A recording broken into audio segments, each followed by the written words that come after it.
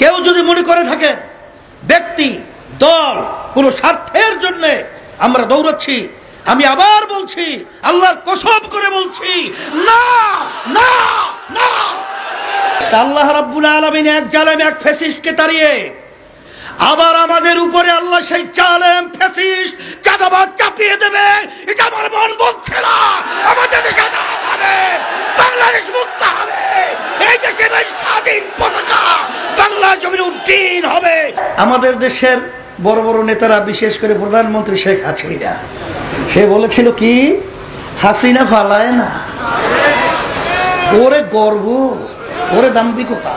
এই 53 বছরের ইতিহাসে একবার দুইবার নয় 5 বার চোরের দিক থেকে ফার্স্ট হয়েছে। আমরা এদের পরিচালনায় পেয়েছি হাজার হাজার মায়ের কোল সন্তান হারা হয়ে মা চিৎকার করে কাঁদছে, আমার সন্তান আজকে কয়েকদিন পর্যন্ত আমাকে মা বলে ডাক দেয় না। বাবা খালিদ সাহেব হুজুর তিনি বলেছেন 54 বছর পর একটা সুযোগ এসেছে। এই সুযোগ যদি আমরা কাজে লাগাতে না পারি, যখন আমাদের ভবিষ্যৎ প্রজন্ম সন্তানগুলো যখন ইতিহাস রচনা করবে, তখন আমাদেরকে নিয়ে কলঙ্কজনক ইতিহাস রচনা করবে। আবাবা খালিদ সাহেব হুজুর দামাত বারাকাতুহু তিনি গুরুত্বপূর্ণ আলোচনা রেখেছেন, সব বিষয় তিনি ইঙ্গিত দিয়ে গেছেন, জামে মানে একটা বক্তব্য তিনি রেখেছেন। তাকে আমাদের পক্ষ থেকে ধন্যবাদ জানাই। আমি অগুছালো দুই একটা কথা বলছি। ইসলামী আন্দোলন বাংলাদেশ প্রতিষ্ঠিত হয়েছে 1987 সাল, আজকে চলছে 2025, প্রায় শেষ, ঠিক না? আমাদের মার্কায় দলীয় প্রতীকে একজন এমপিও কিন্তু সংসদে যায় নাই। সুযোগ বহুতবার এসেছে, এখনো আছে। ইসলামী আন্দোলন প্রতিষ্ঠিত হয়েছে ইসলাম দেশ মানবতার কল্যাণের লক্ষ্যে। অনেকে আমাদেরকে নিয়ে বিভিন্ন সময় বিভিন্ন কথা বলে থাকে যে হয়তোবা কিছু স্বার্থের জন্য আমরা বিভিন্ন সময় পদক্ষেপ গ্রহণ করি। আমি তাদেরকে বলবো, আপনারা ভুল বুঝেছেন, আপনারা বিষয়টাকে সঠিক বলেন নাই।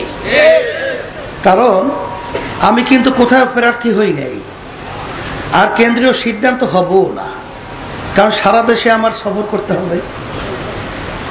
তা আমি যদি এমপি না হই, মন্ত্রী হওয়ার তো আর কোনো প্রশ্নই আসে না, কথা ঠিক কিনা?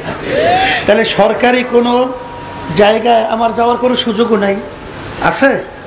কিন্তু দিন রাত্র, এই যে অনেক সময় রাত্র নাই দিন নাই, শরীর সুস্থ থাকুক অসুস্থ থাকুক, নিজের পকেটের পয়সা খরচ করে পাগলের মতো সর্বত্র ঘুরতেছে, এর পিছনে একটা লক্ষ্য উদ্দেশ্য আছে না? সেই লক্ষ্য উদ্দেশ্যটা হলো আমরা দেশকে ভালোবাসি, আমরা ইসলামকে ভালোবাসি, আমরা মানুষকে ভালোবাসি। আজকে দেখেন 53 বছর দেশ যারা পরিচালনা করেছে, যেই নীতি আদর্শের মাধ্যমে চলছে, আমরা পেয়েছি এই 53 বছরের ইতিহাসে একবার দুইবার নয় 5 বার চোরের দিক থেকে ফার্স্ট হয়েছে। আমরা এদের পরিচালনায় পেয়েছি হাজার হাজার মায়ের কোল সন্তান হারা হয়ে মা চিৎকার করে কাঁদছে, আমার সন্তান আজকে কয়েকদিন পর্যন্ত আমাকে মা বলে ডাক দেয় না। এই চিৎকার এখন আমাদের কানে ভাসছে।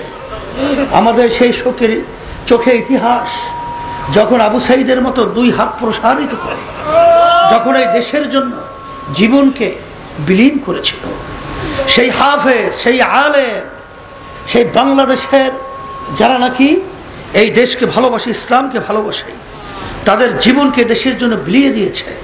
শত শত উদীয়মান মেধাবী সন্তানগুলো জীবনের তরে চক্ষু হারিয়েছে, আর কোনোদিন আলো দেখবে না।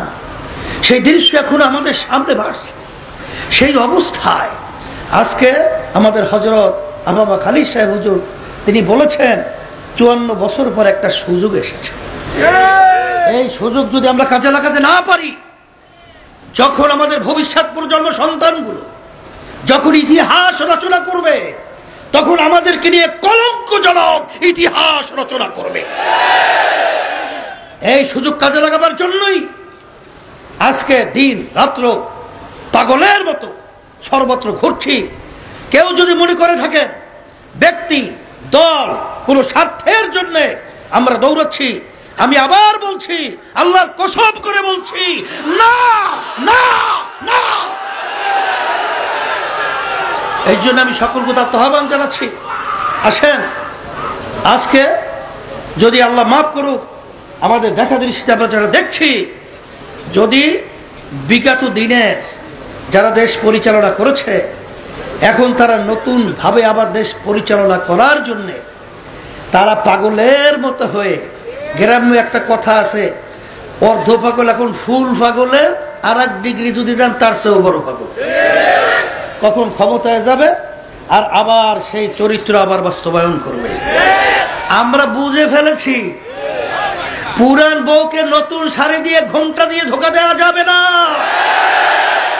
কারণ যখন ওই ঘোমটা আবার উঠাবে দেখবে সেই পুরান বউ তো আমাদের সামনে নতুন শাড়ি। এই ধোকার বাংলাদেশের মানুষ পড়বে না।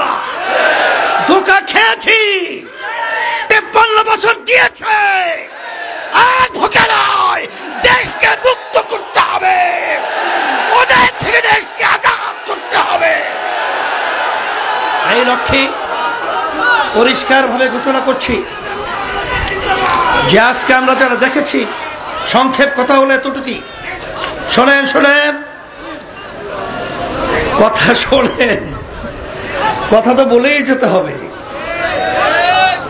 আমরা যেটা আলোচনা পর্যালোচনার করার পরে পেয়েছি, এককভাবে যদি আবার এই ফ্যাসিস্টরা ক্ষমতায় আসে, তাহলে আমাদের এই দেশ রক্ষার জন্যে, ইসলামের জন্য, মানবতার কল্যাণের জন্য, এবং যারা বিশেষ করে বৈষম্য দূর করার জন্য যারা জীবন দিয়েছে, পঙ্গু হয়েছে, চক্ষু হারিয়েছে, আবার সেই